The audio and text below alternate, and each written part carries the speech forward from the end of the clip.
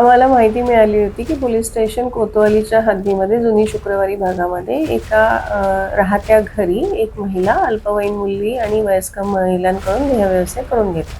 मिळालेल्या माहितीची आम्ही शहानिशा केली आणि मग अनैतिक व्यापार प्रतिबंधक कायद्याच्या तरतुदीनुसार आम्ही पंचांच्या समक्ष आणि बोगस ग्राहक याच्या मदतीने तिकडे धाड टाकली असता आमच्या लक्षात आलं की मिळालेली माहिती ही खरी होती. तिथे आम्हाला 2 पीडित महिला, एक अल्पवयीन मुलगी आणि एक पीडित महिला, अशा 2 महिलांची आम्ही तिथे सुटका केलेली आहे.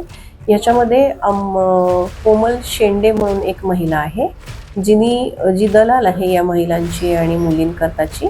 तिथे जे घर होतं ते श्रीमती सुनीता शिरसाट यांनी भाड्याने घेतलेलं होतं. ते भाड्याचं घर कोमल शेंडेला उपलब्ध करून देत होता देह व्यवसायाकरता. आणि हे जे घर आहे हे रजनी सूर्यवंशी यांचं आहे आणि रजनी सूर्यवंशीला या संपूर्ण प्रकाराबद्दल माहिती होती.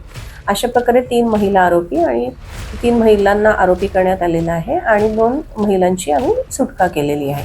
ही संपूर्ण कारवाई जी होती ह्याच्यामध्ये आमची संपूर्ण टीम, ज्याच्यामध्ये पोलीस अंमलदार लक्ष्मण चौरे, पोलीस अंमलदार अजय वासने, त्यानंतर पोलीस अंमलदार अश्विन, समीर, कुणाल, शेषराव या सगळ्यांचा याच्यामध्ये सहभाग राहिलेला आहे. या व्यतिरिक्त महिला कर्मचारी लता गवई मॅडम आणि आमच्या ज्या ड्रायव्हर आहेत पूनम शेंडे, या सगळ्यांच्या सहकार्याने ही संपूर्ण कारवाई झालेली आहे. या संपूर्ण कारवाईमध्ये जी अल्पवयीन मुलगी आहे तिच्याकरता 4,000 रुपये आणि महिलेकरता 2,000 रुपये असे 6,000 रुपये पंटरच्या मार्फतीने देण्यात आलेले आहेत. ते 6,000 रुपये आरोपीकडून प्राप्त झाले आहेत. त्या व्यतिरिक्त त्यांचे 3 मोबाईल, अशा प्रकारे 56,020 रुपयाचा मालमत्ता आपण त्यामध्ये जप्त केलेली आहे. ह्यातील पीडित आणि आरोपी हे सगळे नागपूरचे असून इमामवाडा आणि महाल भागामध्ये राहणारे आहे.